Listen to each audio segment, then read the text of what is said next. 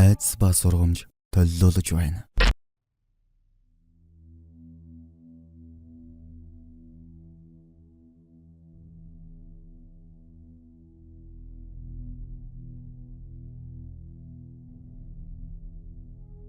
Миний найз гэж нэлээд хэдэн жил малын ченж хийж, хүний малыг голж шилж, хямд үнээр авдаггүй.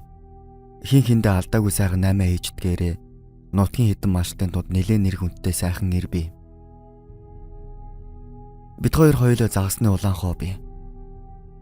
Би ч найзтайгаа малд явах талмаар замд таарах голд ганц нэг уурган ахилцуулах дуртайгаа нуух юм. За тэгээд яг хэрэг явдал болсон тэр ёрын явдал руугаа оръё. Үүр дөнгөж хаяар магц бид хөдөллөө. Очих газар маань 4-5 цагийн зайтай тул айлуудыг малаа бэлчээрт гаргахаас өмнө өртөж очихын тулд тэр. Энэ удаад ядаж байхад мал авахаар тохирсон айл нь сумын төвөөсөөч нэлээд зайтай юм. Миний очиж үзээгүй танихгүй айл. Далмаар нь загсанд явах гэж найзыгаа дагаж явсаар байгаад ихэнх айлуудыг нь таньдаг болчихсон юм л да. Дэржигнүүртэй шорон замаар 6-7 цаг сэгсжүүлсний эцэст арай гэж зорьсон айлдаа хүрлээ. Мэдээж өдөр болчихсон тул айлын мал үжээний бэлчээртэй гарчихсан байлаа. Монголын алдаагүй хөдөөний айлуудын зочломтгой өгч хэлэхүү, миний найзын нэр хүндтэй өгч хэлэхүү. Биднийг тосч аваад л тоогоо тавиад яс чансан шөлөндөө сайхан хоол төхөөрөөд л сүйд боллоо.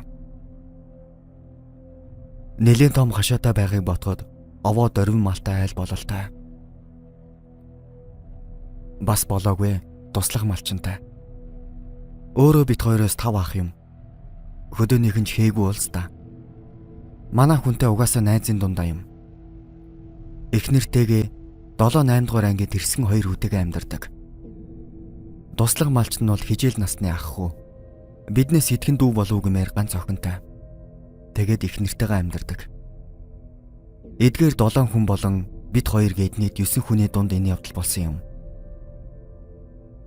Бид хоёр нэгэнт л айлын мал гарсан хойно ирсэн тул цайхан хоол идэж аваад нөгөө хоёр дахь зориг болсон хобби руугаа явхаар болов.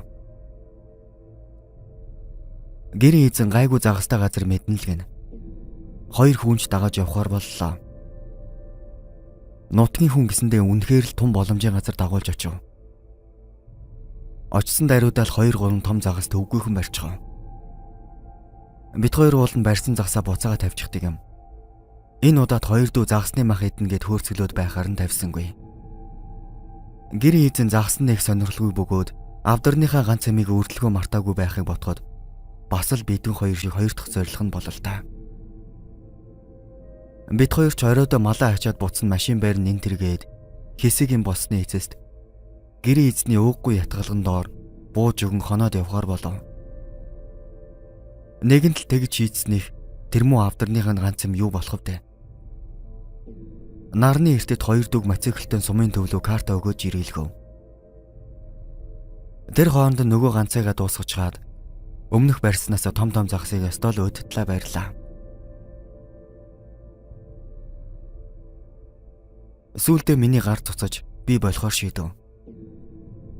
Найз маань харин шийдсээр л байлаа. Дэгж байгаа дэгээгээ занган тэглүүлчихв. Датаа таслаад ав гэтэл ховор үнтэй өгөө шалдмааргүй байна. Чи ороод аваад өгөл дөө гэж найз маань намайг гуйлаа. Хөөрхөн амтан сэлж чаддгүй юм л да. Би ч нилээн төвөгшөөгөөд эхлээд ганц нэг угзараад үзье. Тасарчвал би ороод аваад өгнө гээд ганц хүчтэй угзартал нок гэдэл бүдүүхэн мөчөр хугарч бүмэт болоод тэр мөчөртөөгөө гарч ирж бүмэт жинтэй татагдав. Дацаар байгаад гаргаад иртэл мөчөр биш дугуй хэлбэртэй цагаан өнгөтэй зүйл байлаа. Лавшруулан татаа дуургаа дээш өрөвтөл хүний хувхаарсан гавлын яс байж таарлаа. Би ч амны уншлаг болсон 2-3 хараалаа өгсруулан хилээд уургаа шидэд ухрав. Найз бол үжийн гэрийн зүг хар хурдаараа. Харин гэрийн эзэн хажууд ганц нэг тарин өглөө зогсоод байна. Би ч уулан сүжиггүй, шүтлэггүй хүн.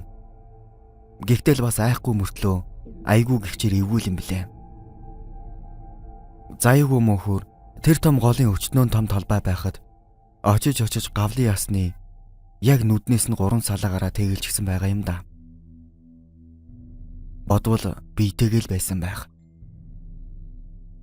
Тэр мөчөр хуур шиг болсон зүйл нь хүзүүний ясан л байсан байх. Гэрийн эзэн бит хоёр нөгөөтгөө сатуркаар нь тасалж аваад гол руу буцааж хийчгээд гялс юмнуудаа хураагаад арилж одлоо. Тэгэд гэрлүү яваад очтол хоёр дүүж ирчгэж оройны хоолмонч болсон байв. Найз маань аль хэдийн ирээд бүх зүйлийг ярьчихлгүй яах вэ?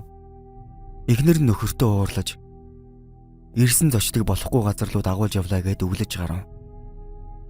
Гэрийн уур амьсгал жаахан эвгүрхэд л явчихлаа.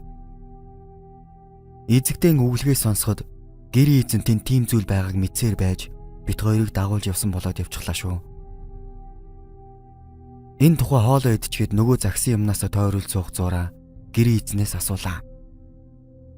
Гэтэл гэрийн эзэн хэлмэгдэлтэй үед тэр газарт лам нарыг хүзүүнээс нь чулуу үйж байгаа живүүж алж байсан гэдэг. Гэхдээ тэгээд дэгэн чирэгдэд гараад ирнэ гэж яа санах вэ дээ? Хамгийн их айсан хүн нь манай найз гэдэг нь царайнаас нь илт байлаа.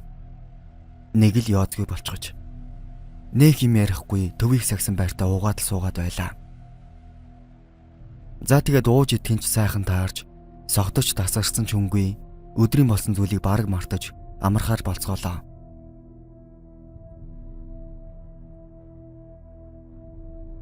Би ч нэг унтахаараа шүн сэрдэггүй хүн. Тэр янзаараа л өглөөг үзлээ. Тэгтэл нөгөөдөл маань өглөөний цайн дээр ам уралдуулан урч үний талаар ярьж гарцгаалаа. Шүн бүгдээрээ эзэгтэй бит хоёроос бусд нь хар дараас иртэл өнөө голын тэндээс чанга дугаар майн унших чимээ гарсан л гэж байна. Тэрч бүхэл хажуу гэрийн туслах малчны гэр бүлийг хинч сонссон гин. Манай найз бүр хар дарахтаа өөрийгөө буцах замдаа онхолж өгүүж байна гэж зүүдэлсэн гин. Ийн ярилцсны эцэст хин хин нь энэ асуудалд нухацтай хандаж эхэллээ. Эхнэр нь өчигдрийн янзаараа нөхөртөө өглөөстэй. Бит хоёрч зүв зүгээр байсан айлд ирээд загас жарахаа гэж далдганаж байж гай боллоо гэд гимшээстэй. Ядаж байхад найз маань намайг бодвол угийн сүсэг бишрэлтэй хүн тул урч үний зүуднээсээ болоод явахгүй гэд бат шийтчихсэн. Би ч занг нь мэдэх тул нэх ятгаж сүд болсонгүй. Харин гэрийн эзэн бит хоёр төв рүү орж нутгийн сайн бөмбөг залж авчирхаар болов. Тэгээд хөдлөх гэтэл яг л нөгөө аим шиг кино шиг зүйл болж машиных нь юу ч гэлээ болдоггүй. Би ч машин дэгнэхдээ маруухан хүн. Гобот зөхөөд л нүд ирээжлээд явчихдаг юм. Тэгээд бид хоёр мацэрлтээ явахаар боллоо. Ядаж байхад мацэрлнаас айгаад байдаг юм. Гэхдээ гимшсэндээ явхаас өөр аргагүй болсон. Тэгээд 2-3 цаг явсны эцэст нөгөө бүү айлын точтол нөгөө бөө маань ашгүйнийг завтаа байж байлаа. Учраа хэлээд бушуухан л дагуулад явлаа. Ямар нөгөө мотоцикл дээрээ сундлаад явуултаа нь биш. Гэрийн эзэн төвд байдаг дүүгийнхээ машиныг гууж унаад мотоциклаа орхиод явсан юм. Бид явсаар орой 10 цаг үед очиход бас л бөөн үүмэн саман болсон байлаа. Тэднийх нөгөө илүү гэрээ бараг агуулах амбарын зориултаар ашигладаг юм байна л да. Тэнд хөлдөөгч нь байдаг юм байна.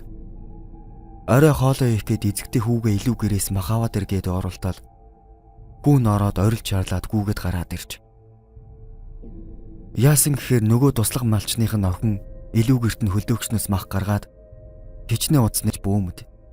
Нөгөөх нь бараг гисчихсэн тэрийгэ завжираа цусыг нь гоожулчихсан зулгаагаа сууж байсан гэсэн. Ээжүүд нь бөөн уйлаа майлаа. Бөөч халтныг цай амссан болоод бушуухал ажилдаа орлоо. Хаа очиж сайн бөөд харсан байна лээ. Бүр яг л хэлж байна лээ шүү. Сүнсэн амирлаагүй тэрингийн цогцыг нь хөндөөд өөрсдлөгөө дуудсан байна гэсэн. Амьд зэрүүндээ их л буянтай сайн хүн байсан тулдаа та нар одоо болтол амьд байна. Өш сонссон хүндээ барцадтай. Бусд нь бол уулын гэмгүүл юм байна гэд баахан засал ном хийсэн. Уулын зөндөөлөх юм хэлж ярьсан. Даанч тэрийг санахгүй байна л да.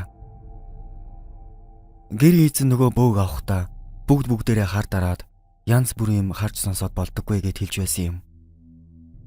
Тэгэд би сайн бүү таарсан гэд байгаа юм л да. Тэр шөндөө бөөгөө онсныг ч хэлэхүү, ямар ч асуудалгүй онсон. Маргааш нь бид хоёр машины янзлаад малаа ачаад арилж өгсөндөө. Азар найзын маань зүуд биллээ олоогүй. Өнөө махж ажиллаж байсан охин бас зүв зүгээр. Тэрхэн үедээ л эзэмдүүлсэн юм шиг байгаа юм. Бид хоёр дахиж тэр айлдаа очисон. Гэхдээ загас бол бариагүй.